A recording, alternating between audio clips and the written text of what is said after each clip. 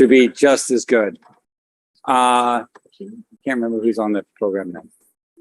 Oh, excellent. All right, Dr. Savage, please. The saga of the spleen. All right, we're going to try the clicker again. Oops, too far. Oh, my disclosure side. So most important disclosure, Memphis Fellow, 2006, 2007. I should have put also Memphis faculty because I was Memphis faculty here from 2011 to 2015. So I'm going to be talking about the Memphis contribution and Dr. Fabian's contribution to the spleen.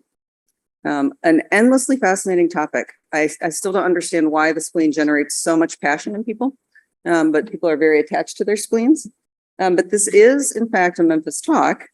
And so I need to switch to the Memphis slide format. So for the rest of this talk, you will be able to enjoy the color combination that was traditional when I was in training.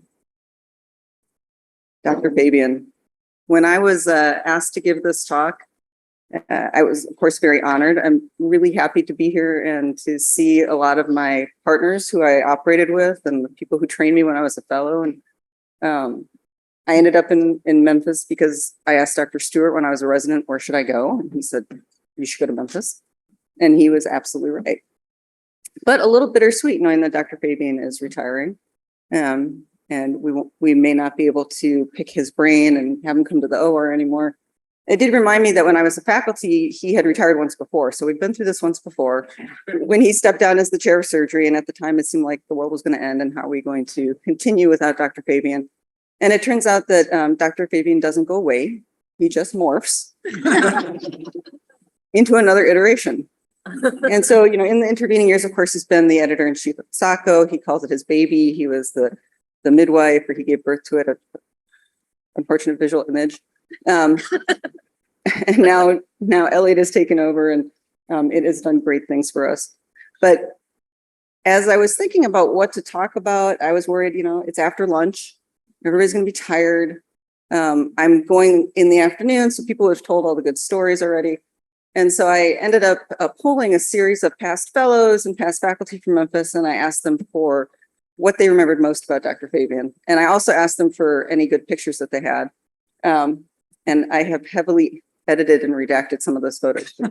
Not appropriate necessarily. Here's the Dr. Fabian we know and love. But I got a lot of response, and there were a couple of very specific themes in the stories that were told by the people that sent me their thoughts. One was Tim Fabian, the prophet.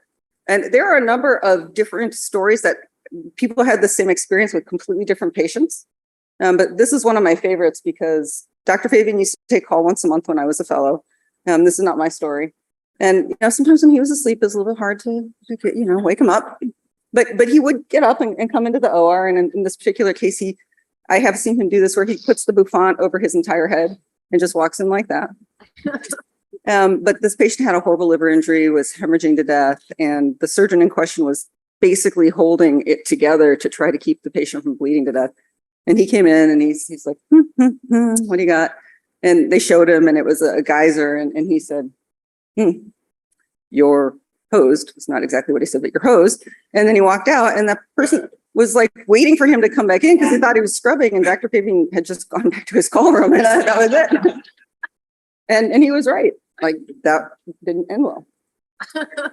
I have liberally sprinkled the pictures in random places just to kind of keep you all interested. So then there's Dr. Fabian, the speed rounder. Everybody knows when you're a fellow with Dr. Fabian that he walks around the unit. He had Mondays, and you had the duration of time from when he started at that door to he got to the next room to talk about that patient. And so you had to move along. But it also taught us that we needed to be succinct and impactful with what we said. And it demonstrated his skill set that he could kind of take this all in and make some very pithy comments. And when he wagged the finger at a patient and said, gonna get sick, he was almost always right. And then Dr. Fabian, the mentor, this happened to me on many occasions as faculty. I'd be in my office thinking deep thoughts, and he'd come in and just sit down across from me and stare at me. And I'd stare at him, and I would desperately be trying to think of something important to tell him, like how hard I was working, this great thought I had, something, anything. And just the sheer pressure, I could not come through with anything most of the time. If he was feeling nice, he would say, "What the F are you doing?" And that at least got the conversation going. But those moments when you had access to him, where you could like bounce an idea off of him or pick his brain, or as Lou had said earlier, he would like point you in the direction, like you should go study X, Y, or Z. Like those were gold, and really important as you grew up as a surgeon to kind of put your thoughts together and see what you were supposed to do with your career. I know that when we were working on this concept of the critical administration threshold, we were like so convinced that this idea of the rate of bleeding was more important than the number of units of blood. And we were like down this rabbit hole on this really complicated statistical problem from some guy named Abrahamowicz, who was working on like dose response in pharmacy. And like, this was so exciting, and got a hold of Dr. Fabian and like pitched this whole thing because like, this was a great idea. And the stats were cool and everything. And he looked at us and he just went, "I don't get it. You need to go back and keep working on it. It's too complex."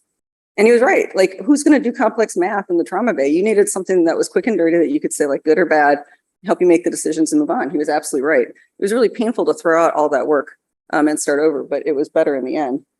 And then as long as I'm in confession, I will say that in 2011, Dr. Fabian tried to make me work on Reboa. And he said, "It's going to be a thing. We need to get in on it. This is going to be an important thing." And we did some stuff with cook catheters and we did some femoral cut downs and we did it on a couple patients, but I was not the advocate for this that I should have been. And he was absolutely right. It is in fact a thing. So, but his keen ability to observe and ask a question has been the driving force for this longitudinal look at the spleen and everything else that we've talked about today. Asking like, why did the patients do this? What can we do to make the patient's outcome better? How can we be better doctors? And then pursuing that again and again and again over time. And so this is really the first one that I could find of Dr. Fabian's work on the spleen. This is from 1993. This was extremely hard to find because it's in an actual book. But I did eventually run it to ground, and it started with a case series of a 34-year-old man who fell out of a tree. He shows up in the trauma bay here in Memphis. His heart rate was 95. His blood pressure, 135/85, perfectly acceptable. His initial hemoglobin was 39%. They got a CT scan. They saw that he had a hematoma of about 50% of his spleen, but his gas was good. And so they made the radical decision to not take out the spleen. The decision was made. Everybody who is a surgeon knows what that means. I don't know who made the decision, but Dr. Cross was a co-author, so maybe, I don't know. And then we get to hospital day number 4, and now his heart rate's 105, and his blood pressure still rock solid, stable the whole time. His hemoglobin has drifted down to 31%, probably because we keep taking his blood out to check what his hemoglobin is. And they repeated the CT scan, no interval change at all, exactly the same. So they took him to the OR and took out his spleen. And so what did this teach us? What were like the 3 important takeaways from this approach to the spleen? Well, number one, in 1993, non-operative management of the spleen was extremely radical. Nobody was comfortable with it.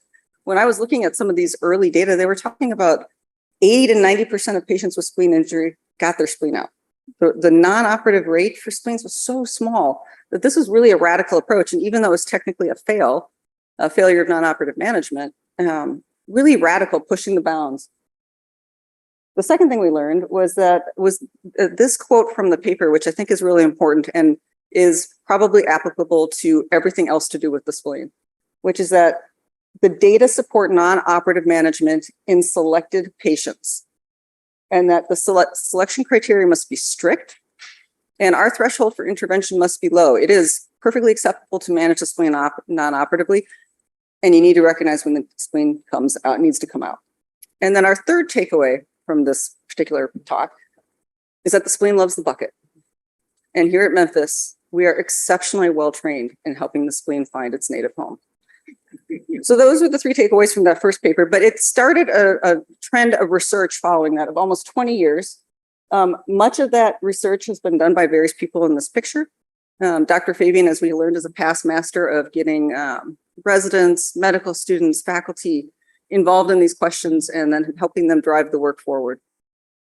And really, I think a lot of the success at Memphis was because Dr. Fabian and Dr. Cross and the other faculty modeled this behavior to us. And so we saw our mentors and wanted to do that too. And that was the genesis of a lot of our research careers.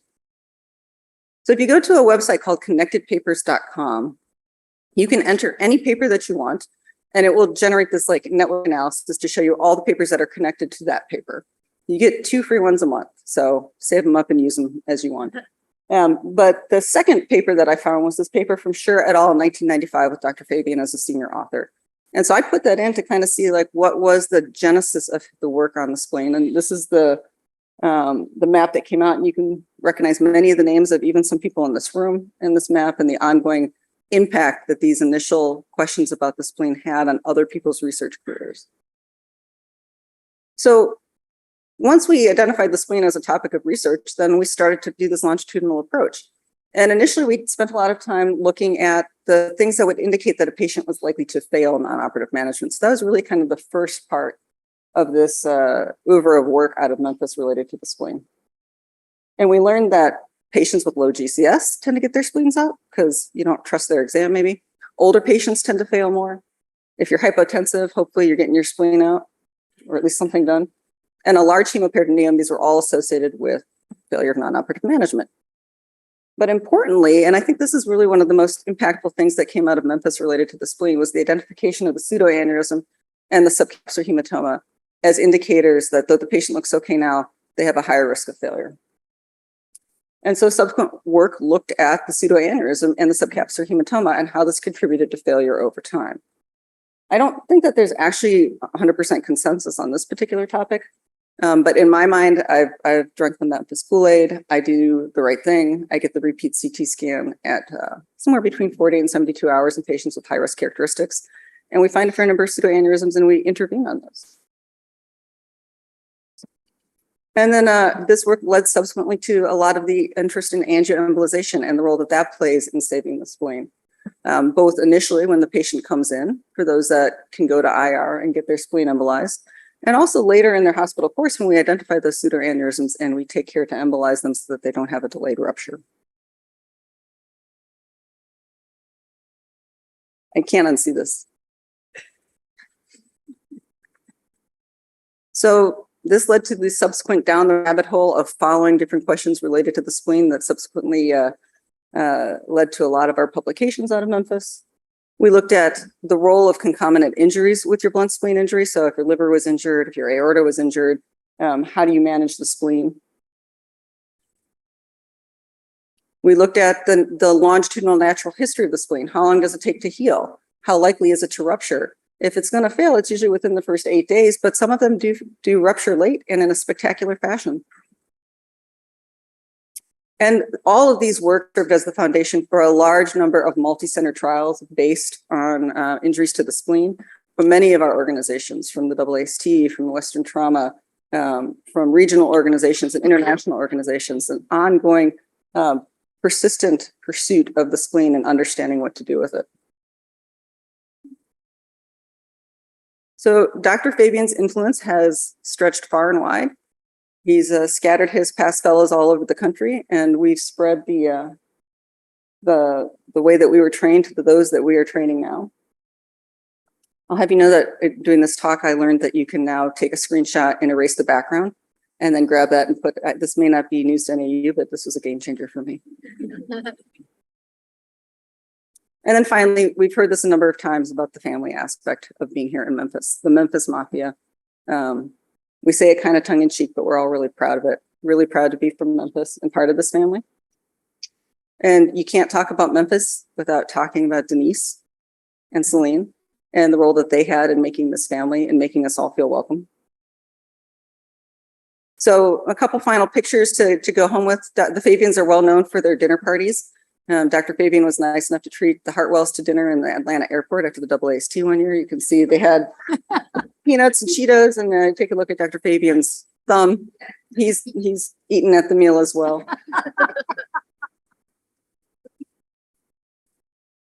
So this is another quote from a past fellow talking about the importance of the family aspect. It was a form of work hard, play hard.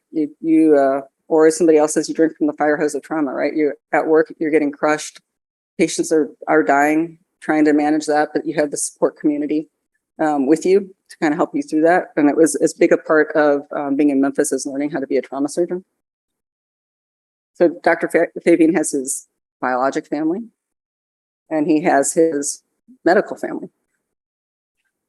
And then there's the never ending pursuit of the is it Jordan or is it Ben question. Fun for everybody. Lots of past fellows and graduates that I know that he's proud of that think very hard about their time in Memphis and value it. Some of whom are still our friends today. We see Regan all the time at the various meetings. Clean Plate Club at the dinner parties. Always impressed that Denise kept track of who came and what they ate and really made for a interesting experience every time. It was always something new, but always something delicious and plenty of wine. Never got to go to a Redbirds game, but I'm sure that that was a good time too. So what do we take away in regards to the spleen? Well, significant blunt spleen injury and hypotension, the bucket. Elderly, decreased mental status, evidence of active extravasation from the spleen. You've got increased risk of failure of non-operative management. Pseudoaneurysms, subcapsular hematomas, those are negative signs. Embolization, we all know now, highly effective in splenic salvage. Splenic rupture rare, usually less than 8 days. You can treat the spleen as you would any other time when they have other injuries. You don't need to let the presence of other injuries affect what you do with the spleen. And anticoagulation is totally okay because, as I learned, if it bleeds, we'll just take it out. And again, back to that quote from the beginning. The data here support the non-operative management of blunt splenic trauma in selected patients, but we have to have a low threshold. There is still a role today for splenectomy because, again, the spleen loves the bucket. So thank you, Dr. Fabian. Thank you, Denise. Profound time. Being a fellow is the best time. I liked being a faculty here, but being a fellow is the best time. You had all of the cases, not all of the responsibility. Great friends. Being a fellow is the best time. So I'd like to thank you guys for your time. And good luck.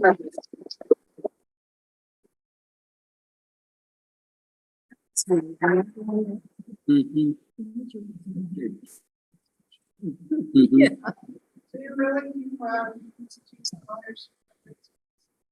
I do. I still do. And I find a fair number of pseudoaneurysms. And in fact, I think part of the problem is the radiologists they don't know exactly what they're looking for because we'll frequently call them and say, hey, I think that's a pseudoaneurysm. And they're like, oh yeah, it is. And then we embolize them.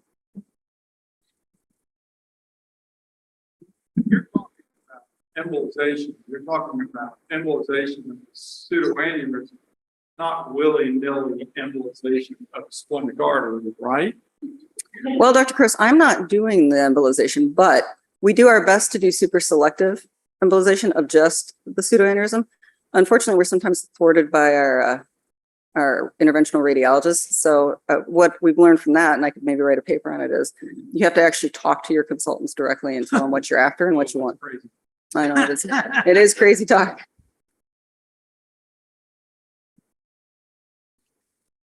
One thing I would emphasize is you're pointing out the threshold needs to be relatively low.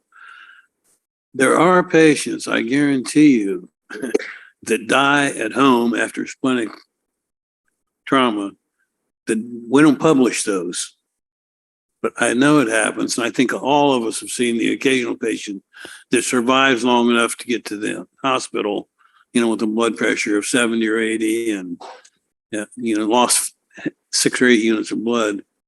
So I think it's a warning that needs to be taken probably a lot more seriously than today.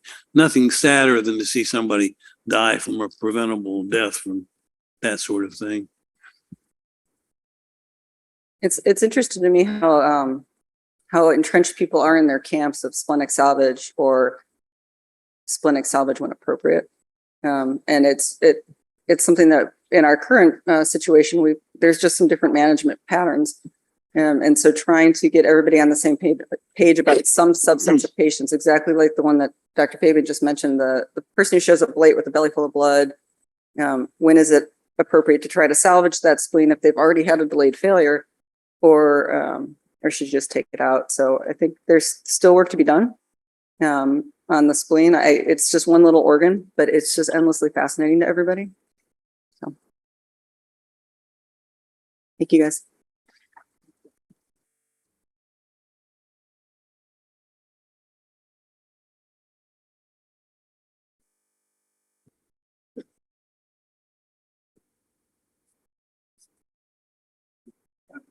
Go ahead.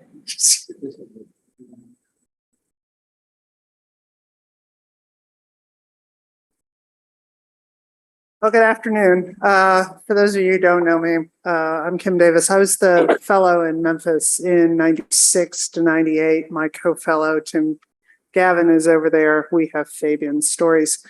I, like many others, had never been in the Mid-South when I came to Memphis. So I was a little girl from New York, down in the Deep South or the Mid-South, ate some of the best barbecue of my life. Lived in the Fabian's house on many a weekend, many a holiday, and echo everything that everybody who's come before me has said. Truly an amazing experience, lots and lots of red wine. Thank you, Tim and Denise. I learned to drink red wine in Memphis. It continues to be an addiction of mine, so thank you. But I remember when I was talking to Bill Chaffee, and Bill Chaffee will come back in this discussion because he was my program director when I graduated from residency at Brown. We were sitting there talking about which fellowship program I was going to go to because I had done a lot of blunt trauma in Rhode Island and a lot of penetrating head trauma because the way that the Italians settled a lot of their problems was a double tap to the head. So we had amazing donation rates, but not a lot of penetrating abdominal trauma and no penetrating chest trauma. And Chaffee told me to go down and hang out with Dr. Fabian for 2 years, and I wouldn't be scared of anything by the time I left Memphis. And I would have to iterate that the volume of cases that we saw in the late 90s in Memphis was absolutely amazing. Tim and I were talking earlier about doing a trapdoor for proximal subclavian. We were also talking about watching Pat Patton take out a dead chunk of right lobe of the liver, putting the liver on the chest, just taking it out. So an amazing place to train, but thank you. So my task was to talk about blunt aortic disruption. And I have no disclosures other than the 2 years that I spent in Memphis were probably 2 of the best years of my life. It was truly a remarkable experience. It taught me not only how to be a trauma surgeon, but as I mentioned to Liz, and God bless Liz, what an amazing mentor. Liz Pritchard, everybody, say hi, Liz. Liz taught me to pay it forward so that you would take your residents out, you take your fellows out, you'd work with them to get their projects done, et cetera, and they would pay it forward as they moved onward. So the other comment that I'll make is, although everybody has acknowledged that Ramona Pipkin made all of Tim's slides and that they all look the same, I think I'm the only one who actually stole Tim's slides. So I am the laziest human being on the planet. If I can steal a talk from somebody, I will do it and make it my own, giving appropriate credit to the people who created it. So of all the cardiovascular injuries that result from non-penetrating trauma, none demonstrates the need for prompt recognition and surgical therapy as emphatically as the rupture of the aorta. And this was Dr. Parmley, published in 1958 in Circulation, where he did the first series of autopsy and non-autopsy studies on individuals with blunt injuries to the aorta. And what he demonstrated was that while the vast majority of these patients died within 24 hours from rupture, some lived quite long. There were patients that survived up to 96 hours, 2 weeks, and some could be considered cured because they lived with a previously ruptured aorta for greater than 5 years. So as Dr. Fabian noted, Parmley's 6 thoughts on the aorta are as follows. Survival is not hopeless with a rupture. 15% of traumatic aortic disruptions survive the accident. The emphasis is on early diagnosis. And at that point, the only diagnostic modality that they had was a chest x-ray. And I don't know how many of you remember holding your beeper up to the aortic notch at the level of T4 to figure out if it was greater than 8 centimeters, because my beeper was 8 centimeters wide, and that would tell me exactly whether or not there was a widening mediastinum. Am I the only person in the world who did that? I saw Kenji laughing. Karen did it. Well, Livingston, you're old. They had beepers back then. Only they just beeped. They didn't actually send a message. 24% of these people that were primarily noted as surviving had a complete transection. And very few of them, or 1/3 of them, had no evidence of external chest trauma. So 7% of injuries were non-full thickness. So there's a diagnostic timeline, and I'm going to walk you through part of it.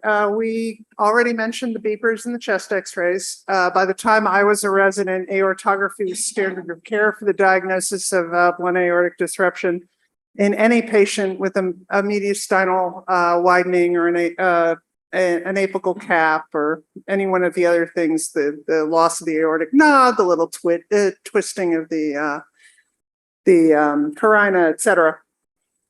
But what I'd like to touch on is where the Memphis contribution to blunt aortic disruption started. And it started with transesophageal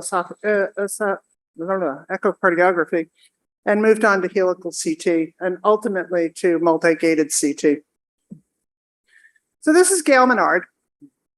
Gail was a trauma attending when I was a fellow. Gail was a triathlete. And Gail is the only person who actually got me into a pool to swim for an hour before we went to take trauma call. It's the last time I voluntarily swum for any extended period of time. Actually, that's not true. I voluntarily swum when I dumped my kayak and I had to get back to the shore. It was either that or drown. But Gail was the only one who could get me to swim. She also got me to bike 20 miles a day on the weekends because she was training for a triathlon and she needed friends. So she took me and Sherry Mae Melton on bike rides. But Gail published this paper looking at the use of TEE in the diagnosis of blunt aortic disruption. She looked at 34 patients, sensitivity of 57% and a sensitivity of 91%. And Tim's slide is over there saying that the problems with TEE are operator dependency, operator availability, and a huge learning curve. The second major thing that came out of Memphis, and it started with a gentleman by the name of James Pate, who was a cardiothoracic surgeon, was the identification that there was a significant paraplegia rate associated with replacement of the thoracic aorta because of the ischemia related to the artery of Adamkowitz and cross-clamping the aorta. So Dr. Pate published the first few, with Dr. Fabian, published the first few manuscripts on using distal aortic perfusion to augment perfusion of the spinal cord and prevent paraplegia, which ultimately was one of the major findings of the AAST multi-center trial demonstrating the same. And this is just a graphic of the artery of Adamkowitz and the reliance on distal aortic perfusion to maintain flow to the spinal cord during aortic replacement. These were the, and again, Dr. Fabian, sir, thank you very much for your slides. These were the study sites for the multi-center trial through the AAST. And the results were rather remarkable. Those patients who underwent bypass and distal aortic perfusion had a paraplegia rate overall of 4.5%, compared to the standard of care at that time, which was clamp and sew, with a paraplegia rate of almost 20%. And of note, the use of the centrifugal pump for distal aortic perfusion was associated with the lowest rate of paraplegia at 2.9%. I'm having Martin problems now. I can't go forward. The other thing that Dr. Pate started the discussion on, and actually Dr. Fabian finished the discussion on, or helped to finish the discussion on, and we're going to talk a little bit about the 109th Southern Surgical. How many of y'all have been to black tie bowling? Apparently they no longer have the bowling alley anymore, but we went black tie bowling, which was fascinating. First time I ever went bowling, almost the last time I ever went bowling. Anyway, So what Dr. Pate and Dr. Fabian started to recognize was that antihypertensive therapy, particularly the use of labetalol and or esmolol with or without nipride, seemed to decrease the impulse pressure on the aorta and decrease in hospital rupture. Around that time, in conjunction with Dr. Gavant, who was on a lot of the spleen papers and a lot of the liver papers, absolutely amazing cross-sectional imager. I mean, just probably one of the gods of CT imaging. Started to realize that in some of these patients in whom we were getting helical CT scans, we could actually see the intimal flap or the pseudoaneurysm in the aorta. So we did a study looking at our experience in Memphis, and essentially demonstrated that you could see your aortic injury in most cases with a good helical CT scan. So the theory behind the medical therapy for the management of aortic disruption to decrease pressure over time, or the impulse pressure.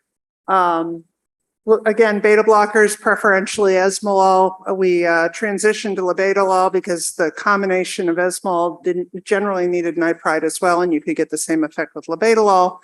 But that was the theory behind allowing us to delay aortic repair in those patients who are critically ill or injured, couldn't stand a heparin run, couldn't stand a cross clamp run, or in those patients with really bad thoracic injury in whom they couldn't stand one lung ventilation.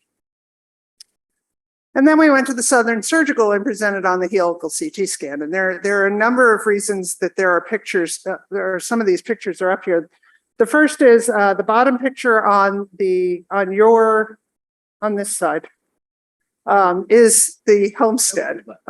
Right and left, Pat. I'm sorry, I don't know right and left. This is the homestead. I'd never been to the homestead. Beautiful place, but they had a bowling alley. Tim presented the paper and closed the paper, and J. David Richardson stood up and said, I don't know about this antihypertensive therapy stuff in the management of blunt aortic rupture. Those patients aren't going to do very well. You have to be very, very, very cautious. And that was the summary line, ad-libbed, from his discussion of the paper at the Southern. Again, Liz Pritchard pictured there. Liz was my foray into the enjoyment part of going to the Southern Surgical. I think we went hiking and we went jewelry shopping, and Liz bought the most amazing necklace. And to this day, I still like that particular jeweler and spend a lot of money there. But last but not least, this was where where Martin Kroos and Bill Chaffee got to know each other, and they are now some of the best golfing buddies I think you could imagine. We all went black tie bowling, which is the two pictures at the bottom there. So black tie bowling at the Southern. I guess it's a thing of the past. So these were the actual slides from the presentation at the Southern. And clearly you can demonstrate that you can identify minor intimal flaps, small pseudoaneurysms, moderate intimal flaps, medium-sized pseudoaneurysms, or large flaps, and huge pseudoaneurysms with the use of helical CT scans. So not only did this paper demonstrate that you could clearly identify these injuries on CAT scan, but it began to discuss the grading system to do so.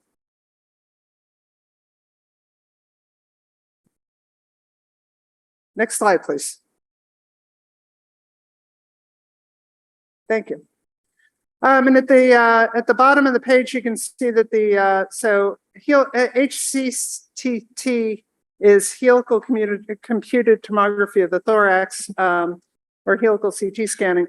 Sensitivity of 100%, specificity of about 83%, positive predictive value of only 50%, but a negative predictive value of 100%. And the conclusions that we drew from that paper were that patients without direct helical CT injury of a blunt aortic disruption did not require any further evaluation, but in those areas where there was some question or equivocal imaging, aortography was still indicated.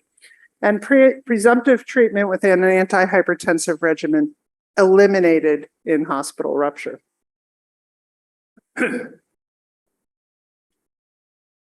And these are the 58 patients that received either beta blockers and nipride patients were taken to the operating room greater than 5 hours in 20% of cases and had no in-hospital rupture.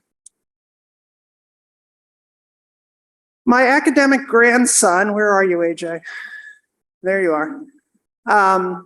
So my academic grandson then started to note that there were lesions that were identified on CT scan that probably didn't require any intervention at all. The so-called minimal aortic injury patients. And if you look at the chart on the left, you can see that most of these patients were managed non-operatively, and many of them resolved. One patient had a repeat positive aortogram and a positive intravascular ultrasound demonstrating a lesion and was taken to the operating room. But Dr. Malhotra and colleagues under Dr. Fabian's guidance demonstrated that 10% of patients with blunt aortic injury had a minimal injury that would likely resolve without operative management, with the caveat that the long-term outcome of these patients was unknown. And then last but not least, as previously mentioned, Tim went down to, I think it was Arizona, wasn't it Arizona Heart? And learned all kinds of funky endovascular techniques and stent grafting and whatnot, and brought that experience back to Memphis and helped to bring some of that experience forward in the management of blunt aortic dissection in the form of endovascular stent grafting. Participated in a multi-center trial, 18 centers, 210 stents placed, a technical success rate of 98%, 1 stent-related mortality, and no paraplegia.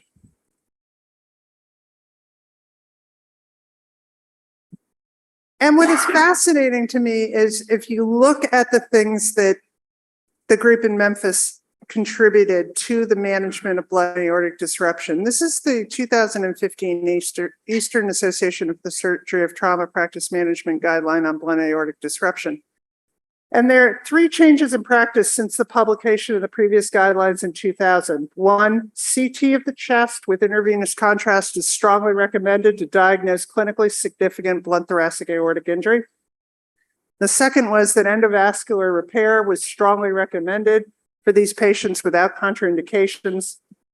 And the third was that the use of antihypertensive therapy allowed for delayed repair of blunt aortic injury, with the stipulation that the effective blood pressure control must be used in those patients. So again, a slide stolen directly from the master.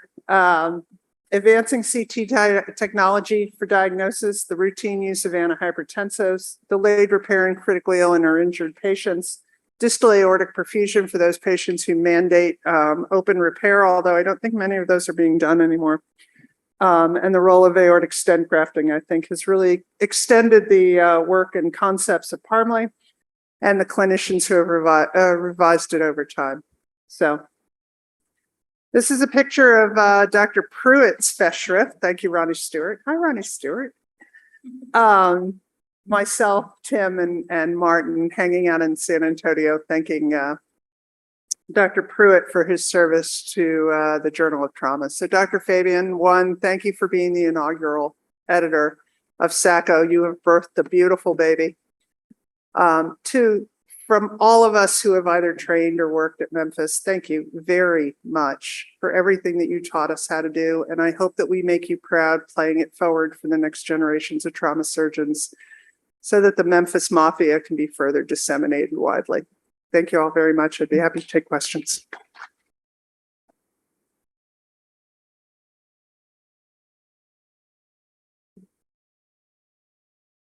I couldn't have been that clear.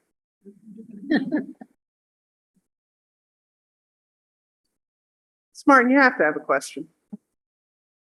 Comment? Kim, what's going to happen to these grafts 30 years from now? We sometimes find, relatively young patients with these injuries, and we're putting these things in. And I mean, is there going to be a great experience for people explanting these grafts and reconstructing the aorta in 30 years? So I have absolutely no idea, Pat. I wish I did. I will say that having just pulled a piece of anterior abdominal mesh out of a duodenum, the I think that these things probably are not going to be completely epithelialized, and there are likely to be problems down the road and or extension of underlying arteriovascular disease. I mean, if you look at the cardiothoracic surgery was almost dead in the 90s because of the, no pun intended, the perfusion of stent grafting and ballooning and things like that for the coronaries. But what has happened over time is that technology has failed and there's no way to re-intervene endovascularly. So that cardiothoracic surgery and open cardiac bypass has kind of had a regrowth. So I think it'll be interesting to see. I think, some of the technology has been modified significantly to allow for stent grafting in these much smaller aortas. So maybe it won't be as much of an issue. But I would anticipate that there are probably going to be an uptick in papers 30 years down the road saying, or 50 years down the road when all of these people go on to develop hypertensive heart disease, where these stent grafts may actually have to be, the endovascular stent grafts may actually have to be removed, replaced, et cetera. And then we can have another discussion about distal aortic perfusion and whether or not Dacron is good. But I don't know. What do you think? We've been putting these things in for 20 years. I mean, they seems to me they've sort of passed the speed test of time. But that's what the cardiologist said about ballooning and stenting coronaries. And they're revascularizing now.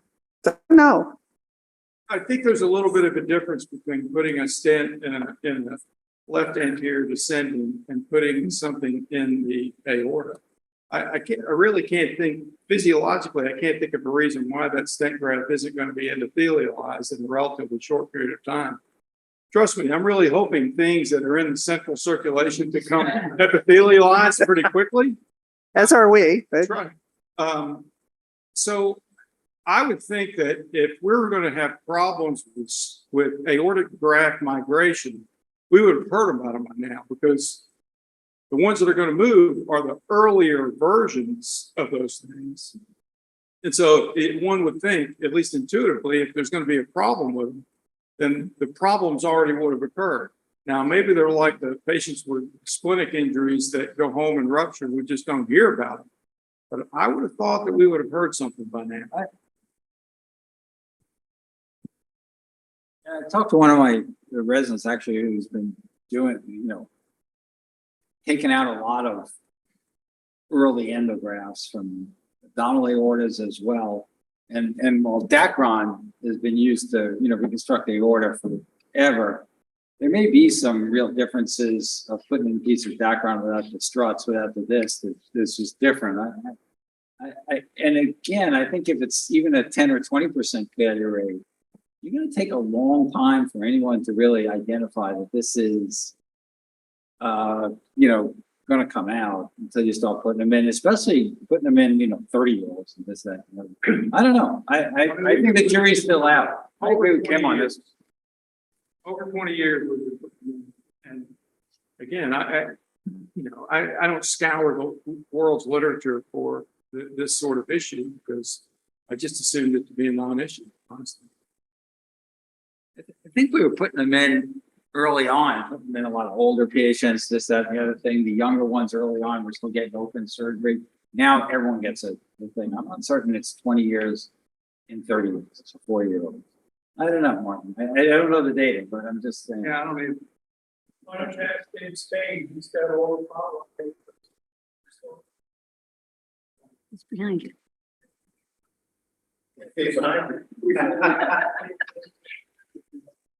Yeah, we've done short-term follow-up, 6 to 12 months, but not 5 years later. I'm kind of like Martin. I think that, the newer grafts that are contoured and the right size are probably going to be way less problematic. So I think if something was going to happen, it would have happened by now.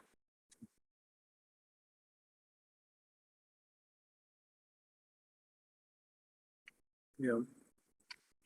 all right. Well, thank you very much.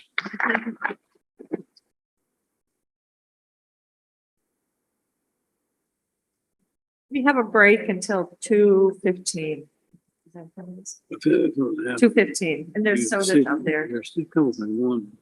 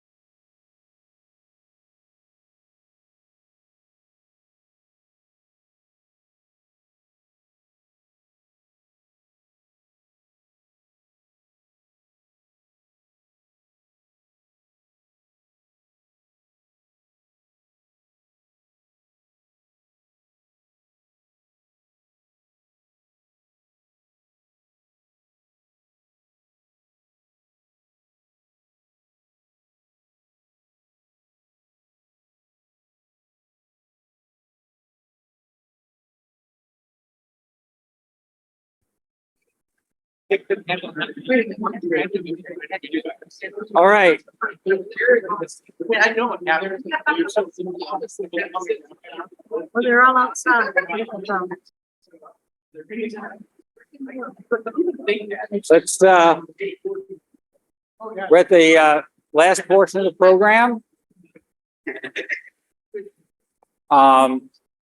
Unfortunately, Dr. Miller could not, be here in person.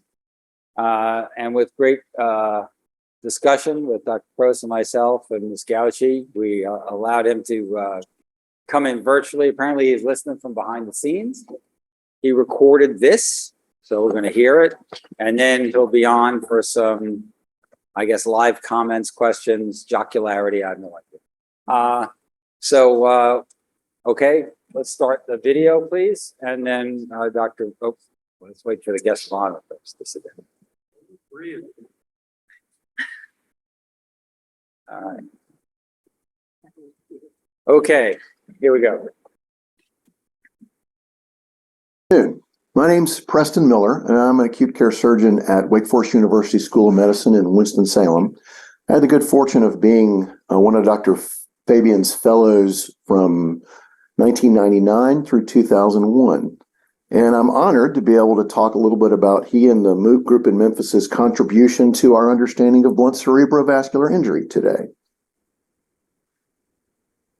In the past, it was felt that and believed that this blunt cerebrovascular injury was a rare injury, had sort of an interesting pathophysiology, and certainly had potentially devastating consequences with the strokes that can happen. But there were not really any useful predictors or interventions that could be brought to bear. We now understand that it's much more common than once believed, and there's a predictable pattern associated with the injury. The interval between injury and stroke is demonstrable, and because of this, there may be ways to intervene and prevent stroke. There's been voluminous research over this over the past 3 decades, and authors and institutions have taken it on as an important longitudinal research topic. One of the most prolific of these has been Dr. Fabian and his colleagues at Memphis. The first mention of this in the medical literature was in 1872.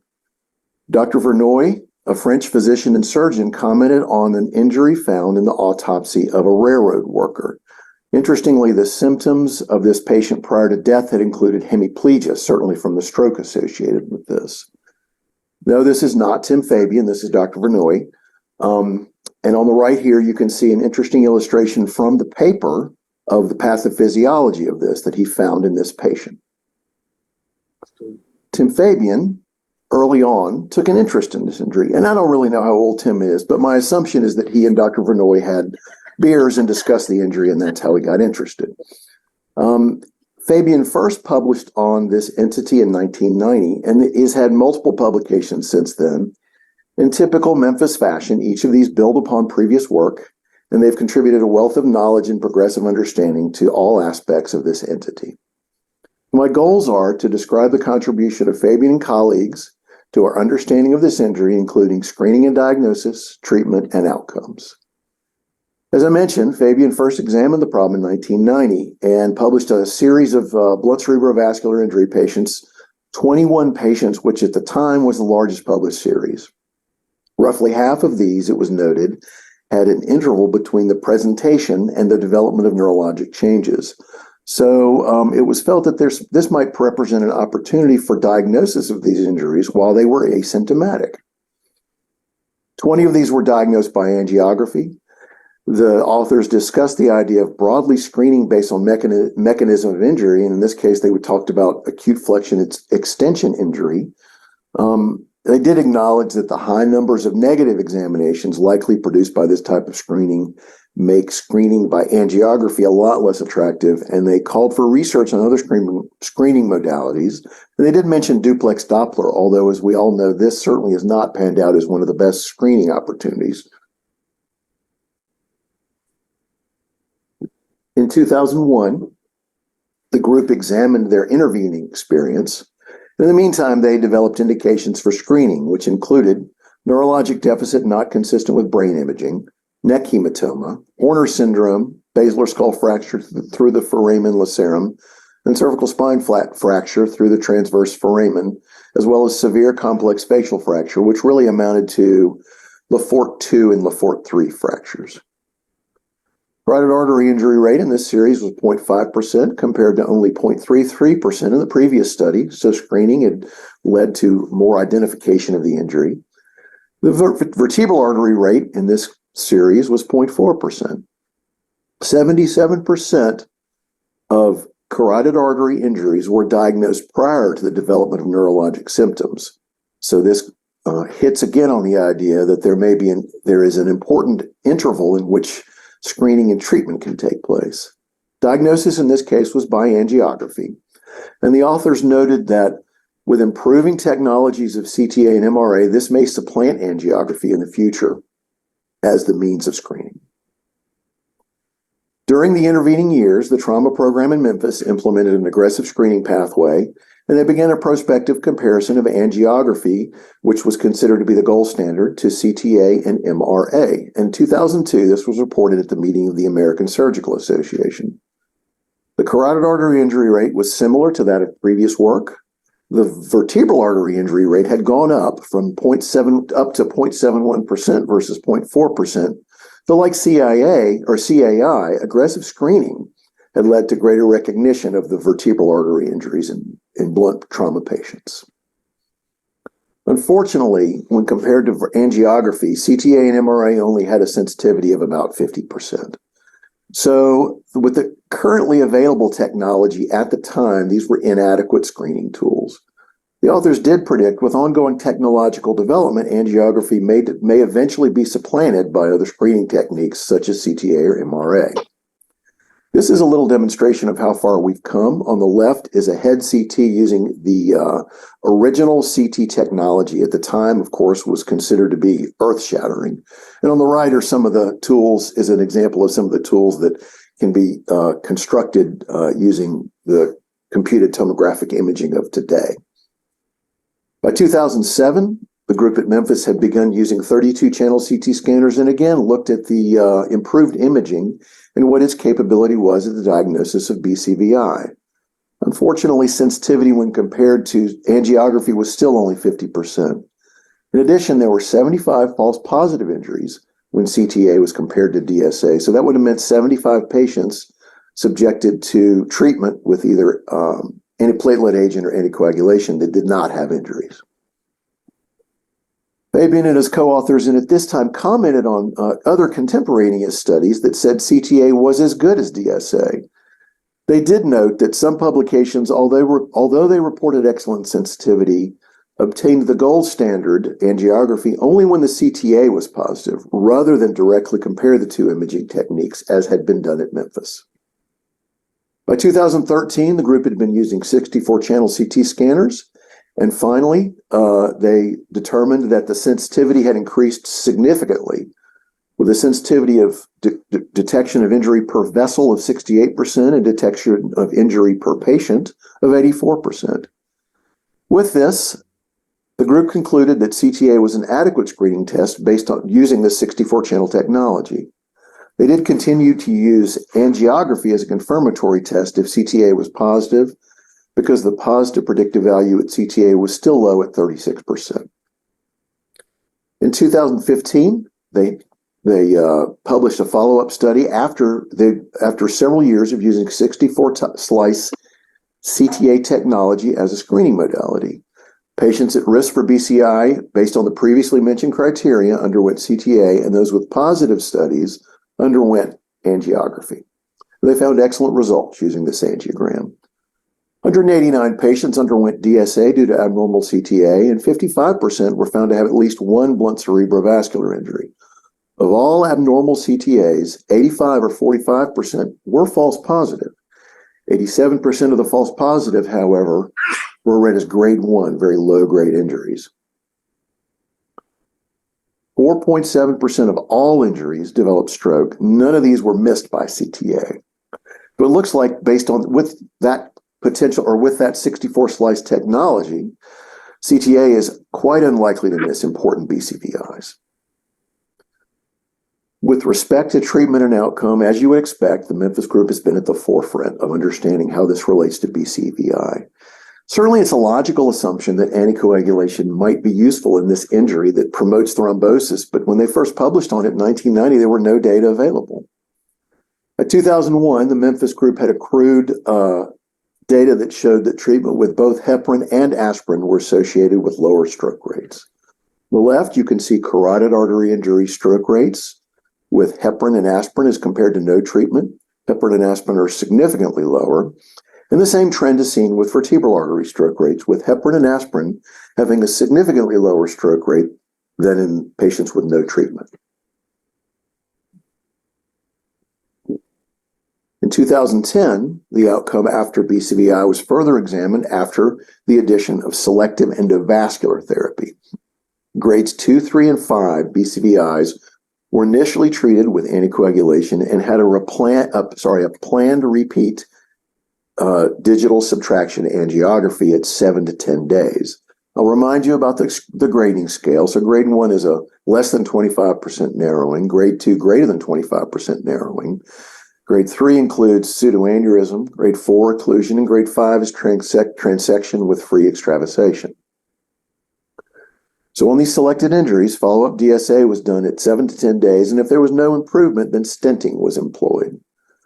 41% of patients underwent endovascular therapy, and these were also kept on antiplatelet therapy or anticoagulation. 2 patients with carotid artery injury developed stroke after endovascular therapy. Only 4% of patients developed stroke after BCVI across the board. And at the time, this is the lowest BCVI stroke rate reported in the literature. The group called for further study to develop indications and specific techniques for endovascular therapy that would further our understanding of how it fits into the treatment of BCVI.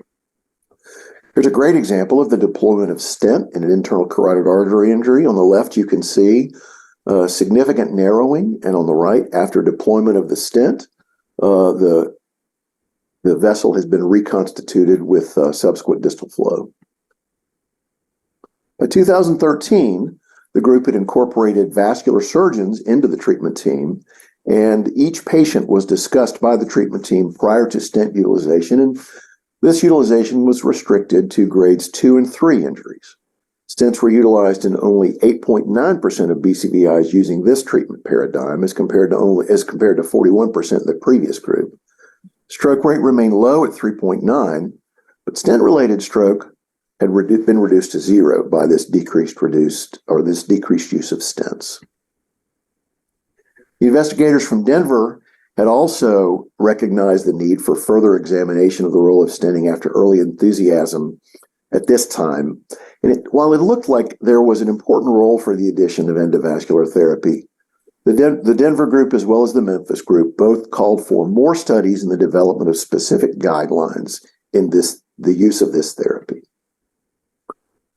Fabian and colleagues also looked at longer-term outcomes in 2013. They evaluated the outcomes in 68 patients with a mean follow-up of 35 months. Telephone interviews were conducted, and they demonstrated that carotid and vertebral artery injuries have similar long-term outcomes. Not surprisingly, the development of stroke after either injury was the major predictor of functional outcome. This further highlights the idea that screening and preventive treatment in BCVI patients is probably the most important thing we can do. In 2017, the Memphis group looked back on 30 years of experience and published what they felt was a summary of their entire experience and what they had learned. Interestingly, over time, the mean age of BCVI patients had increased from 34 to 43 years, perhaps representing the graying of America, which we're all so familiar with. The observed incidence had steadily grown up to a peak of 1.85% of all blunt trauma patients, which certainly is a product of more aggressive screening over time for both carotid and vertebral artery injuries. Anticoagulation and antiplatelet agents were the mainstay of therapy throughout the 30 years, and the use of endovascular stenting peaked in the mid-2000s and had decreased to roughly 10% in later years. Stroke rate had decreased significantly and was slightly over 4% in the most recent era. BCVI-related death, which was substantial in initial study, had been decreased to 0 over the study period. Well, what about future directions? Dr. Fabian hit on this in his 2011 Scudder oration. He called for the establishment of a BCVI registry and a clinical trials network. Subsequent studies he felt should concentrate on imaging, cerebral blood flow, and therapy. These observational trials would then probably serve as a basis for randomized control trials. And indeed, this has begun to happen. With the development of appropriate funding resources, a multi-institutional observational trial has been conducted looking at treatment, and randomized trials are in the offing to further evaluate treatment paradigms. Screening certainly has become a topic of intense study in recent years. This is largely due to persistent problems of this 8 to 20% BCVI group that develop strokes after admission, but don't fall into currently established screening algorithms. Because of this, a couple of possible screening paradigms that have been put forth by groups have been either universal screening of all blunt trauma victims, or potentially the screening of all blunt trauma patients that have any injury above the clavicle. And there are data out there that show that both of these are very useful in perhaps beginning to capture this 8 to 20% stroke rate that occurs in patients who do not meet current screening criteria. In summary, due to the work of Fabian and the Memphis group, our understanding of BCVI has evolved. Initially, it was felt to be rare and a potentially devastating injury. There was really no treatment or prevention. Now we believe it is an injury that should be screened for aggressively. There are well understood tools for screening, and it should be aggressively treated to avoid poor outcomes. That's all I have. Be happy to try to answer any questions.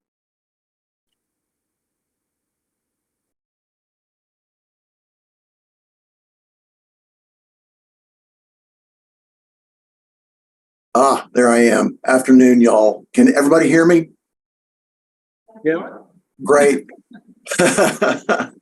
I'm really disappointed I couldn't be there. This is I've been in and out of the operating room today, but the time that I've been able to see some of these talks has really brought back a lot of great memories. The opportunity to train at Memphis, just, it feels like every day I look back and I'm thankful for something that came up there. The clinical opportunities are unbelievable. And I'll tell you, although this isn't one of the greatest clinical opportunities, it's one I keep in my back pocket and love.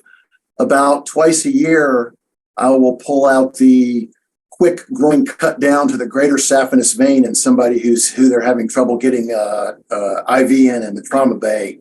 And all the residents look at me as if I just performed some kind of magical feat. So that's good to keep it. Sometimes it makes the old man look a little bit better than people think he is.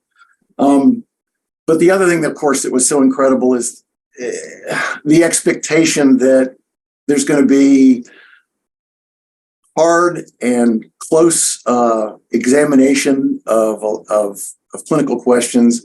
I was sitting in Tim's office a couple, or maybe a month or so before the AAST, my first year of fellowship, and he looked at me and said, "So what do you send to AAST?" And I thought, well, damn, I better get going on something to send to AAST. But I realized that was just the expectation. That was just the way things were done, and came away with a wealth of knowledge and a wealth of experience. I think one of the things that Memphis solidified for me, I have a mentor here in Winston-Salem who says he became a trauma surgeon because he couldn't do anything else. And by that, he meant not that he didn't have the capability of doing anything else, but that he would be miserable doing anything else. And that's what I came away from my training in Memphis with. I had to be a trauma surgeon because I couldn't do anything else. The more I did it, the more I loved it. The more I learned about the questions that could be asked and answered, especially the clinical questions, the more I loved it. And it is certainly something I carried with me a lot. One thing I wanted to show, Martin especially, you'll appreciate this. I've just destroyed it. But in the 22 years since I graduated, I've had this clock, this Memphis clock, Elvis Presley clock on my wall, and it's been going ever since. So that's just an example of one of the ways I keep things with me. Any questions? I'd be happy to try to answer any questions that anybody has. President David Spain.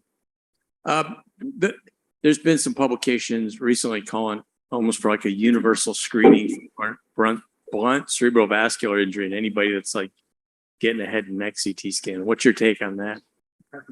I think it's pretty interesting. As I commented in those last couple of slides, irrespective of what, the Denver criteria or whatever, or Western trauma criteria or whatever screening criteria you use, there seems to be some variable small rate of people who present with stroke who have a BCVI and they did not meet some sort of screening criteria. So I do think that some slightly more aggressive type of screening is useful. I don't know if it's universal, or we recently published here a study looking at just screening everybody who had a injury above the clavicles. That was those data were developed because we looked at that group of people who developed stroke who did not meet screening criteria and took out of the NTDB and tried to determine what can we come up with that captures all those people, and that's what we came up with. But so I don't know the answer for sure, David, but I do feel like there's a population that we have a chance to catch if we're a little more aggressive with screening.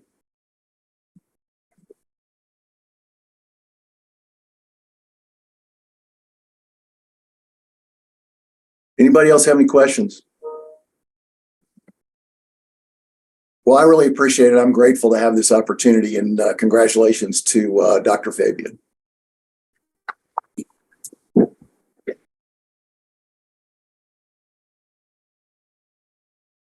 Fix your clock. I will. Those clocks can only be purchased. It may not be true anymore, but those clocks could only be purchased at Graceland.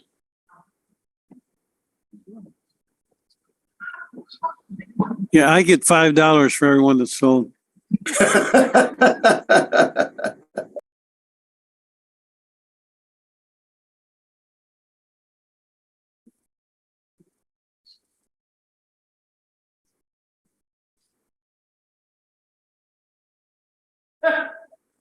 All right.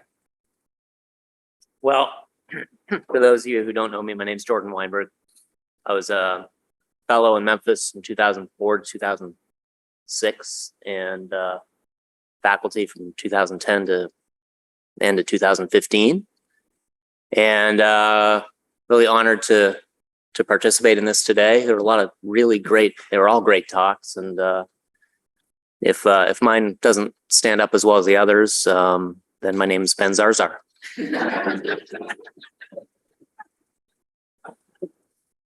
So, I was tasked with talking about the most scintillating topic in trauma surgery, pneumonia. But it's actually, when you look at pneumonia as a surgical disease, which Dr. Kroos has always pointed out, it's actually quite fascinating. And I'm going to take you on the Memphis journey of discovery. So, today we think of pneumonia as a common and potentially very serious complication after major trauma. But, back in the 90s, that really wasn't the case. And this was at the 109th annual meeting, which Dr. Davis showed us the other side of, the fun side. Dr. Pope was discussing one of the early Memphis papers on pneumonia, and he pointed out that pneumonia is a far more common cause of death in a surgical patient than pulmonary embolism, and yet the surgical community has not taken any interest in this.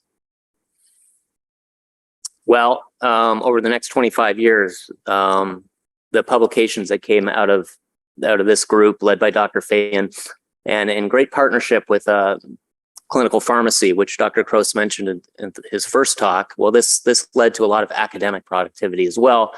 And there were over 40 papers written in those years concerning epidemiology, diagnosis, and treatment of pneumonia. And that's really put pneumonia on the map for surgical critical care as a really common component of it. So what I'm going to do is really focus on the specific studies that kind of led to the clinical pathway for what's really become the standard of treatment, of diagnosis and treatment of pneumonia. And we all know about the concept of bench to bedside. And this has really come out in all of the talks today, really how a particular quality of the Memphis research is really the application of bedside to bedside research. Going to the bedside, doing prospective studies, taking the conclusions from those studies, and then actually applying them to the patient care, and then doing it all over again in an iterative process to continually refine your clinical practice pathways. So we're going to go back to the 90s. And at that time, ventilator-associated pneumonia, or it was commonly called nosocomial pneumonia, was a diagnostic challenge. There was really no gold standard. It was really a clinical diagnosis supported by sputum culture. And those cultures were highly inaccurate. 50% of supposed pneumonias were not proven at autopsy. And negative sputum cultures missed between 15% and 56% of actual pneumonia that was proven at autopsy. So kind of useless in a way. And at the time, most of the existing literature really concerned patients in the medical ICU. And trauma patients generate pulmonary inflammatory responses for a whole lot of other reasons besides pneumonia. As we all know, pulmonary contusion and the sequelae of resuscitation, ARDS, SIRS. So pneumonia in a medical patient can look a whole lot like pulmonary contusion in a trauma patient.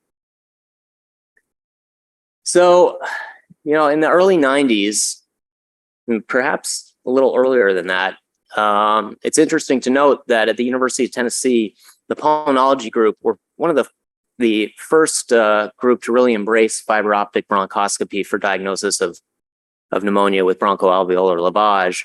And so Dr. Fabian at the time looked to apply that to the trauma ICU.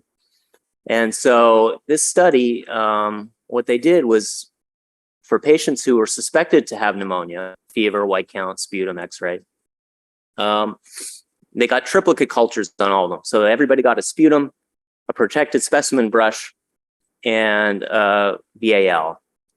And the therapy was based on the sputum sample, which was, common practice at the time. And these were the cutoffs they used, 10 to the 3rd rather for the PSB and 10 to the 5th for BAL. And what they found was that, about 75%, according to just the sputum sample, would have been considered to have pneumonia, but only about 25% had pneumonia based on bronchoalveolar lavage. And the only mortality difference they noticed was really in the BAL group. So they felt pretty strongly that BAL was worthwhile and the way to go to really be way more specific about who has pneumonia, particularly for cost and antibiotic stewardship, resistance, etc. The interesting thing about that study, though, was this little pilot study that was described at the end of that study. So you got to remember, at this time, antibiotics were not stopped. If they were started, they were generally given for their course. But what this pilot was, they took 10 patients and they decided, let's stop the antibiotics if their BAL is negative. So among those 10 patients, 3 had a positive BAL and were treated for pneumonia. But the 7 who had a negative BAL were just watched without any further antibiotics. 1 died relatively early because of head injury, but the 6 that were remaining all recovered without any further antibiotics. So the conclusion was that they really didn't have pneumonia, they had SIRS. And the thought was, well, why don't we treat our patients this way? So that required the proof of concept. So the next study really tried to answer these 2 questions. Can quantitative BAL culture differentiate pneumonia from SIRS? And number 2, can antibiotic therapy be based solely on quantitative BAL cultures? So what they did was they defined pneumonia versus SIRS based on the BAL results. So if there was greater than 100,000 colony-forming units per milliliter, that was considered pneumonia. And if any less than that, that was considered SIRS. And importantly, antibiotics were not continued for those patients. So this is what the study results showed. They had 43 patients and 20 diagnosed positively for pneumonia, and so they got their antibiotics, but the remaining 23 didn't, so their antibiotics were stopped. And 15 of those clinically improved and got better without any further therapy, so they were considered to have SIRS. 8 really didn't get better. They still had fevers, purulent sputum. So they got repeat BALs, and 3 became positive and got treated for pneumonia. 5 remained negative, didn't get any further antibiotics for this, and they subsequently improved as well. So this really was the beginning of this proof of concept that, in fact, quantitative BALs can differentiate pneumonia from SIRS, and antibiotic therapy can be based solely on these cultures. And that was quite groundbreaking for the time. That was not the way people were practicing. So the next study, the purpose of the next study was really to look at the gram stain and see if it correlated with the actual quantitative cultures, which it didn't. So using the gram stain to guide empiric antibiotic therapy wasn't the solution. However, they did note that there was a temporal difference between what kind of bugs you were going to grow. So in the first week, it tended to be gram positives in H. flu, and then beyond 7 days, it tended to be the hospital-acquired gram negatives. So the conclusion from this was that you, in fact, could tailor your empiric therapy based on the time the patient had been in your ICU. Subsequent to that, the question that needed to be settled was, what is the appropriate quantitative threshold? Greater than 100,000 or 10 to the 5th was what the Memphis group strongly believed in based on their early mortality data. But many groups who had also embraced quantitative cultures across the country, particularly in the medical ICU, but also among surgeons, was that 10,000 or 10 to the 4th was more appropriate because it was theoretically more sensitive. So this study was designed to really try to answer that question. So they took patients who were clinically suspected of possibly having pneumonia, and then did the bronchoscopy, and then determined if it was FAP versus SIRS. So pneumonia was defined as it had been as greater than 100,000 colony-forming units, and SIRS was less than that. And then importantly, a false negative was considered that if on repeat BAL, if they grew 100,000 of the same bug. Okay, so this is what they found, that yes, the sensitivity was a little better for 10,000 versus 100,000, but the specificity was significantly better for 100,000, as well as the positive predictive value, and the negative predictive values were pretty similar. So this really reinforced the concept that that 100,000 was the appropriate cutoff for trauma patients. And the iterative testing of these hypotheses is a really important part of the Memphis clinical research practice. So they looked at this again to see if it held up over time. So in this study, it was published in 2015. They compared their more recent experience, the 2014, back to the 2004 experience, which was from the previous study. So they're comparing 526 patients from the previous study to over 1,500 patients in the more current experience, and using the exact same diagnostic thresholds, they found that the false negative rate for the 10,000 group actually got better. It went down from 11% to 7.5%, and mortality was a little bit better as well. So, so the diagnostic algorithm was tested over and over again and has held up over time. And this remains the diagnostic algorithm in the ICU today in Memphis. So any clinical evidence, 3 out of 4 of these, you get your BAL. And then depending on how long you've been there, you get either ampicillin sulbactam if you've only been there for less than a week, or cefepime vancomycin if you've been there longer. And most importantly, the cutoff is 100,000. If you have less than 100,000, antibiotics are stopped. It's considered SIRS and not pneumonia.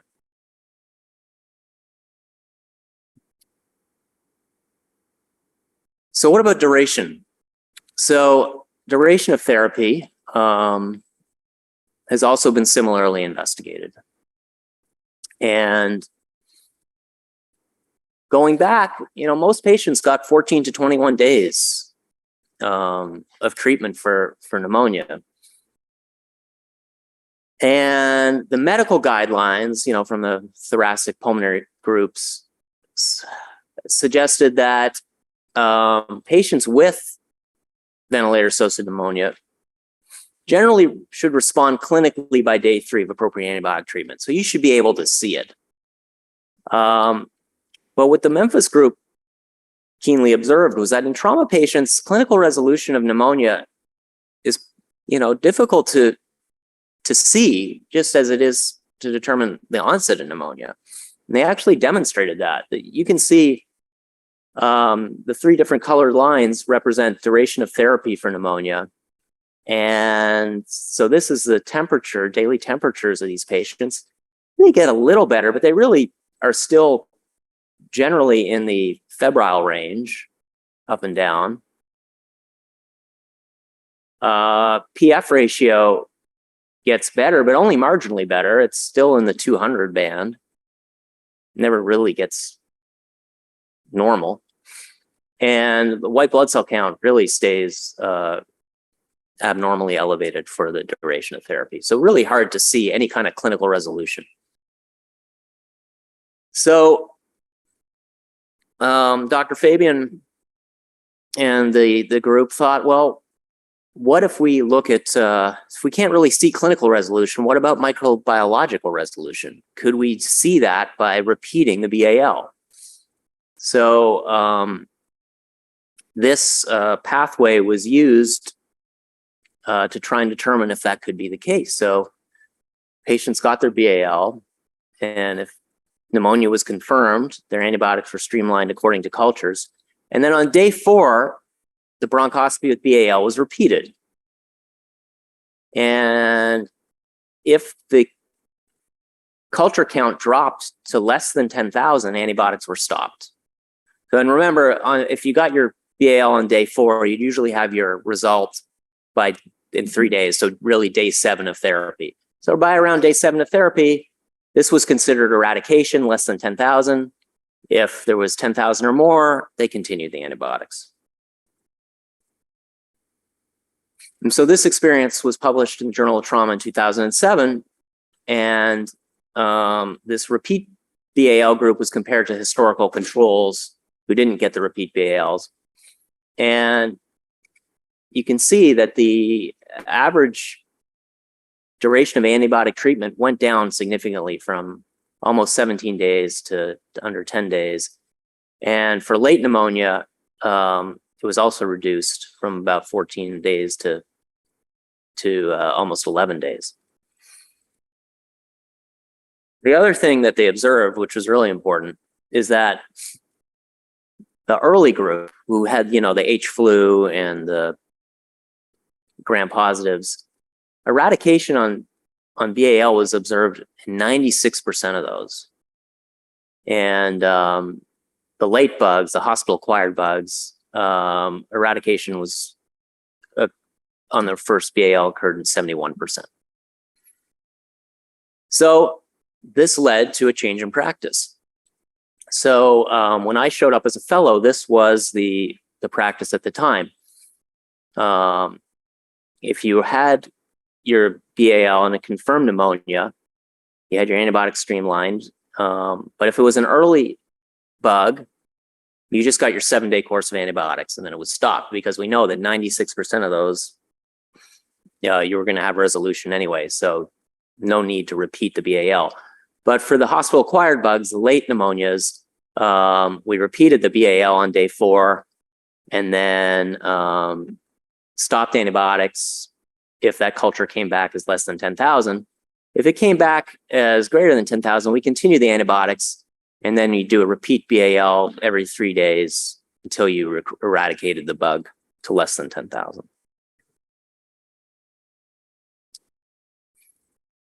But again, the Memphis group really never rests on their laurels, and they keep retesting their hypotheses.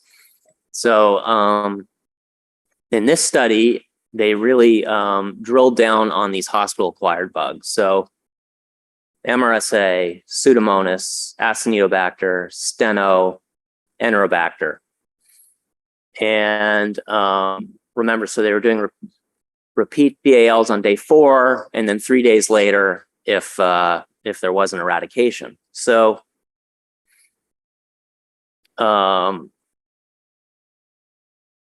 this really correlates to the first BAL, which would give you about 7 days of treatment once you get the culture back. So you can see that for these bugs, you weren't really eradicating them very well after 7 days of treatment. After 10 days of treatment, though, over 60% for Acinetobacter, Steno, and Enterobacter, you had eradication, which is pretty good. MRSA, just short of 40%. Pseudomonas was not good at all, less than 20%. And then treatment went on to eventual resolution for all of them. But this led to another change in the algorithm, which was directly applied to clinical care and is the treatment pathway that exists today. So if it is a hospital-acquired bug, one of the bugs I just showed you, then, and if it's Pseudomonas, we know you're not going to eradicate that any earlier than 14 days. So they get 2 weeks antibiotics. For the other bugs, though, there's a good chance that that by 7 days you have eradicated them. So, or by 10 days rather. So you just do the repeat BAL on day 7. So they got rid of that day 4 BAL for this group because the chances of eradication were so low. So on day 7, which leads to about 10 days of appropriate antibiotic therapy, if you have eradication less than 10,000, you just stop the antibiotics after the 10-day course. But if not, then you continue for 14-day course. So it kind of simplified therapy, saved costs because of the need for less BALs. And I think this really demonstrates nicely the refinement of the clinical pathway based on the clinical research. But yet again, you got to retest it to make sure that it's still applicable. So this was published in 2018 in Surgical Infections to see if this kind of restrictive antibiotic approach using the pathway I just showed you remained adequate. So they compared their current experience with prior experience, which is a common theme that we've seen today. And the empiric coverage, despite an increase in incidence of MRSA, which we've all seen over this time, or we did all see in the last decade, adequate empiric coverage in the current group was 85% versus 76% in the prior group. So it actually got better and was equally good for early pneumonia and late pneumonia. So it remained durable, and that's why it's still in use today. So I come back to the Southern. So this is in 2014, and Dr. Maxwell, who is also a past fellow of this program, was discussing one of the Memphis papers. And so if you remember, Dr. Polk's talking about how really no one's thinking about pneumonia. Years later, now, Dr. Maxwell states the data produced by the group in Memphis are responsible in large part for establishing a standard of care for the diagnosis of ventilator-associated pneumonia in the surgical and trauma ICUs. So a tremendous amount of effort and work on refining the diagnosis and treatment of pneumonia really did translate into national embrace of this in our trauma community and surgical community. So, to wrap things up, really, I just want to emphasize how this bedside to bedside approach of iterative clinical research is really valuable. And I think this is really a case study in how this can contribute to a lot of good papers and to really better clinical practice at your own institution. And then other institutions get to learn from this. The other institutions I've worked at, this pneumonia pathway has been readily embraced. And I think it does make care better. So just some closing remarks. I really cherish my time as both a fellow and an attending in Memphis. When I came out of surgery residency, I knew a lot about surgery, but it wasn't until I completed fellowship that I really became a full surgeon. And then both as a fellow and as an attending, Dr. Fabian gave me so much in terms of mentorship, opportunities for research participation and multi-institutional studies. I just learned so much. But there's one thing I really, in particular, that sticks out that I just want to bring up. When I was a first-year fellow, I learned this from Dr. Fabian. There's an old saying in surgery that good surgeons believe what they see rather than see what they believe. Dr. Fabian didn't put it that way. He said, basically, don't bullshit yourself. And that really made a mark when I was really young. And I think that's really helped me take much better care of my patients than maybe I ever would have. So I thank you for that. I'm forever grateful to everything I learned here. Thank you.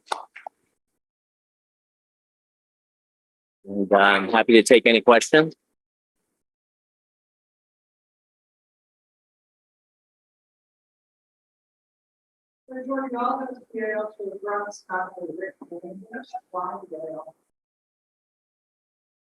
The blind BAL. So the blind BAL was never really, to my knowledge, I don't think it was ever really tested in Memphis against the fiber optic BAL. I've had my own personal experience with blind BALs. And the problem with them is, one, you can't direct which side is. So if you've got a left-sided infiltrate, you're probably getting a right-sided sample with a blind BAL. The other problem is that they, for reasons I don't fully understand, but my respiratory therapist told me this, is that they can't be done effectively in trach patients. So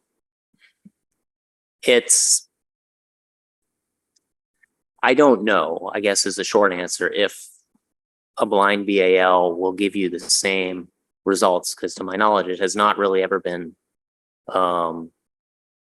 studied in this way. I think it's one of those things that seems like a good idea. We actually looked at it, did a little pilot study in digs, and the values weren't even close. They weren't close between blind and bronchoscopy.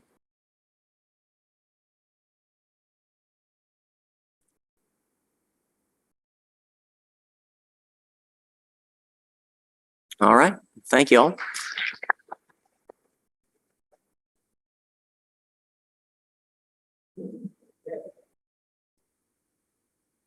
So I'd like to call up a couple of things. One, I'd like to call up Dr. Hout, who is now our second editor for Trauma Surgery and Acute Care Open, to sort of semi-close this program. At the end, I'm going to then bring up Dr. Bulger, the current president of the American Association of Surgery and Trauma, for some closing remarks. And then, Ms. Gauci, then there's lots of pictures. So don't anyone move, because there's probably going to be many iterations of many pictures. So that's the boss telling me what to do. So, Elliot, come on up.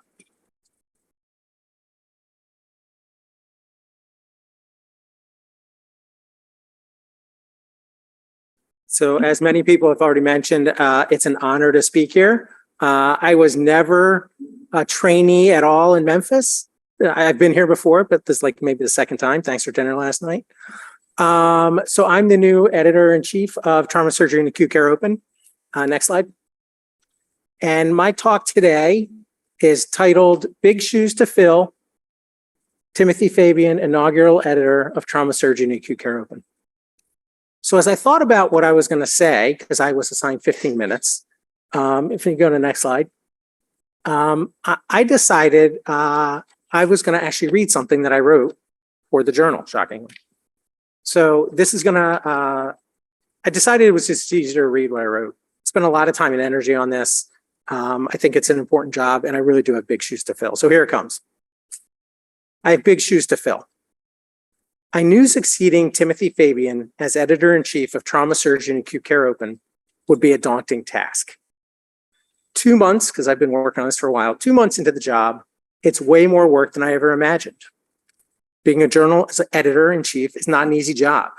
Starting a brand new journal from scratch must have been infinitely harder.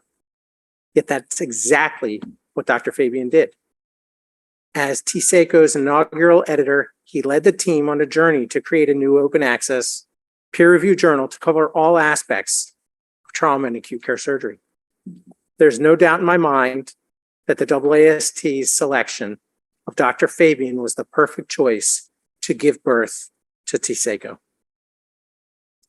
I've looked up to Tim Fabian as one of the iconic leaders of trauma over the last half a century. As a surgery resident and trauma fellow, I read landmark papers from Dr. Fabian and the Memphis group on literally every important topic. You've heard them all today. Injury to the liver, the spleen, the colon, blunt aortic injury, blunt cerebrovascular injury, vent-associated pneumonia, and abdominal wall reconstruction. When I joined the AAST, Dr. Fabian was the president and signed the certificate that hangs on my office wall. When I was the president of East, I read all the past presidential addresses, including Dr. Fabian's from 1999, which focused on evidence-based medicine, which has been a central focus of my career. In 2015, Dr. Fabian was named editor-in-chief, given the journal's title, and otherwise had a blank slate. Over the first 7 years of the journal's existence, Tim created everything from nothing, crafting the journal's mission, vision, and goals. He recruited a first-rate editorial team from around the globe. He was responsible for every minute detail: website design, instructions for authors, article types, reviewer instructions, and so much more. He was the ambassador for the new concept of an open access journal dedicated to trauma and acute care surgery. He continuously pushed the envelope and explained to the leaders of trauma and acute care surgery why we needed a new journal and the importance of open access. He combated old guard authors who would say things like, "Why do I need to pay to publish my paper? I never had to before." Since the journal's first paper, which was written by Dr. Fabian, TSACO has published over 600 manuscripts under Tim's leadership. By December 2022, we had received over 1,000 submissions. And true to its mission, the journal has published articles of all types from dozens of countries around the globe. 47 countries have sent us submissions, and 30 different countries we published papers from. All 6 continents except for Antarctica, we're still waiting for an Antarctica paper. The journal achieved many milestones under Dr. Fabian's leadership. We're indexed in PubMed Central. We're listed in the Emerging Sources Citation Index. We eagerly await our first impact factor, which will come this spring. And I'm going to be happily tweeting all about it, but that credit goes to Dr. Fabian. Every year, we have hundreds of thousands of page views and article downloads, approximately half of which are in the US, but the other half are from around the globe. Our growth in social media gets TSACO in front of thousands and thousands of readers with almost 7,000 Twitter followers right now. In following Dr. Fabian, my goal is to build upon the incredible bedrock that he founded the journal upon. For example, in the coming years, TSECO will hopefully add podcasts and video content, two of Dr. Fabian's original goals and long-term plans. So as Dr. Fabian stated in his inaugural editorial, he served as midwife in the delivery of this youngster. He spent years, this is my part, he spent years dealing with colic, late night feedings, diaper changes and tantrums. I feel honored to adopt this preschooler and plan to guide the journal over the next decade as it grows into childhood and teenage years on its way to a mature adulthood. So in case you missed any of those words, all of the papers from today are online at the journal. I'll give you a little bit of information about that in a moment. I'll take the next slide. So here's what the journal article looks like. So that's my editorial. You see the editorial from Dr. Livingston, the editorial from Dr. Kroos, and a review article from all 7 of the speakers today. They're all online at the journal right now in the Fabian Festschrift issue. So they're all published online today. Whoever else is on Twitter besides me live tweeting the meeting, please go ahead and send a link out to it. I'll take the next slide. So this is a little bit of a timeline that we've seen from the journal of what Dr. Fabian's done. So appointed editor in 2015, the first submission, which I'm assuming was Dr. Fabian's paper, which also was the first published paper. By then we slowly got to 100 submissions, 500 submissions, 1,000 submissions. This ends with 500th article last January, and our 600th was published in the past few months.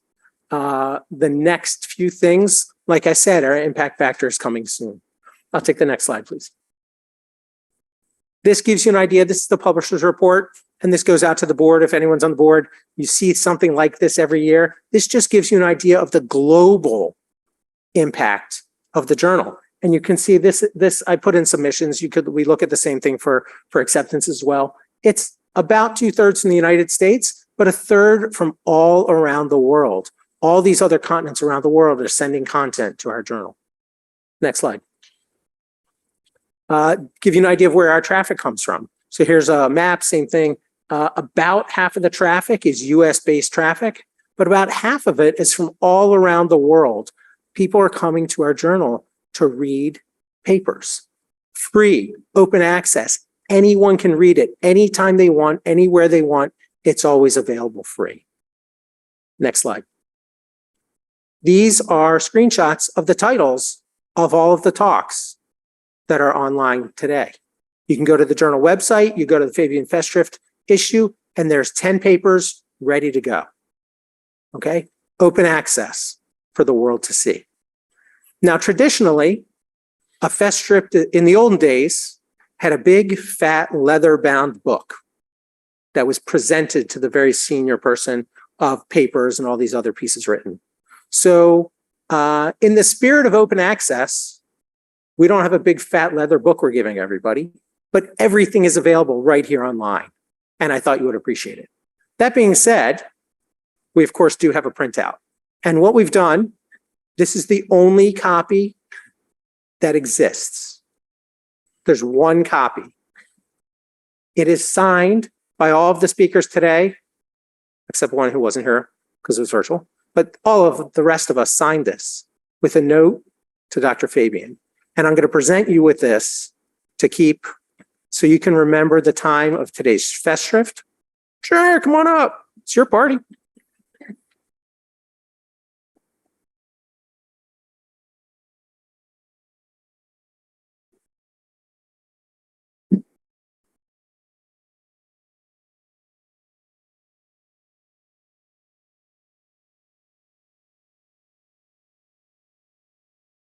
I have one last slide. I have one last slide. Oh, wait, official photographer. One check. Yeah. I have one last slide here. And these are just a couple quotes that Dr. Fabian has kind of told me over the couple of years as I've been taking over. The first of which was, he said, "I'm happy to leave TSECO in very capable hands." The second of which he just told me yesterday, keep poking. And I think you know what that means. So with that, I'm going to finish my portion, turn it back over to our MC, Dr. Livingston, for the next round.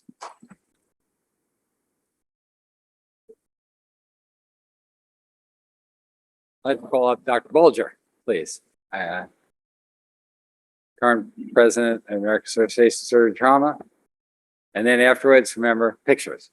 Because if pictures don't happen, then this didn't really happen because everything we take is pictures. That's why we invite Ronnie Stewart to every event. So what a wonderful day. What a wonderful day. And I want to especially thank Dr. Livingston, Dr. Hout, the AAST staff for helping organize this and put it together. I too this is my first visit to Memphis, completely new to the city. It's a beautiful place. And I can feel the sense of community here. That's just amazing. I think there's two takeaways from today in my mind, just as I was thinking about it. One is the true power of a sustained commitment to clinical research. Years and years of commitment to answering important clinical questions that have changed our practice tremendously. And we saw that today. And this is done with very little recognition at the federal level of the importance of this problem. As Dr. Stewart alluded to, imagine what we could do if we had funding commensurate with the burden of disease to support this level of work. But just that sustained commitment, Tim, thank you for your leadership. I can remember as a young surgeon coming to the AAST, and every time there was a paper from Memphis, I was like, I got to pay attention here because something's going to change my practice. That's the level of work that's being done. So thank you for that. And then the second thing that really struck me today is the importance of our professional family. Right. I heard it over and over and over again from everybody who came up here. Memphis is their family. This is your family. I think that's true across our community, across our profession as trauma surgeons, that we are so dependent upon that family to be able to do this work, to be able to care for these complex patients, to be able to do this level of research. And that really came true. So this is your legacy, Tim, all the people in this room. Thank you so much. For all of your contributions and theirs. And I look forward to the fun festivities tonight. So thank you.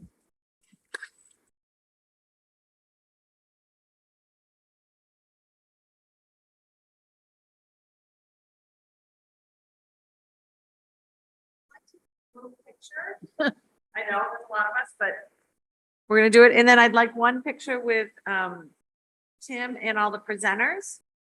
And then one with Tim, Denise, and his family, please. So we can all come up. Oh, and also dinner. I mean, the cocktail hour starts at 6:30 tonight. So cocktail hour is at 6:30 right out in the hallway. So we can get everyone up here for a group picture, and then we can do the presenters and the family. I'm gonna put Screen black, of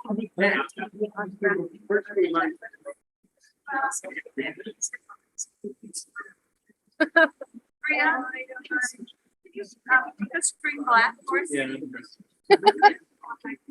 Wait, I should have started lower. Yeah.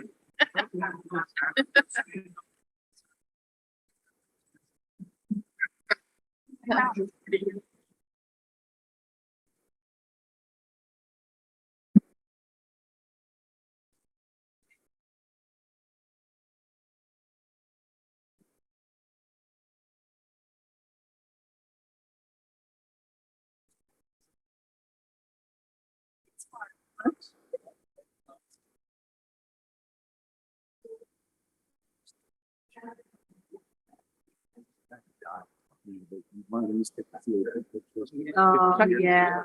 40 years or something. He was a little guy. Okay. Recording stop.